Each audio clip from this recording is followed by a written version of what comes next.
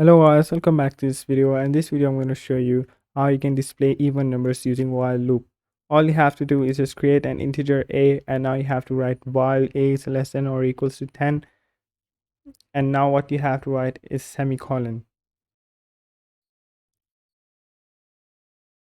You have to write the curly brace, and now you have to write a plus plus semicolon a plus plus semicolon 2 times.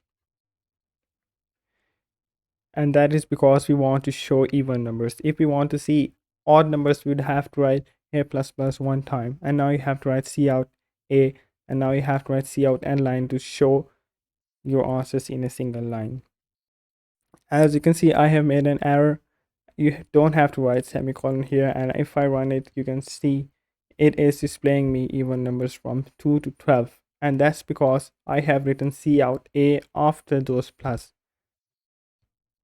If I go and write down cout a before these a plus plus, then it will go only till 10. And as you can see, that's your answer.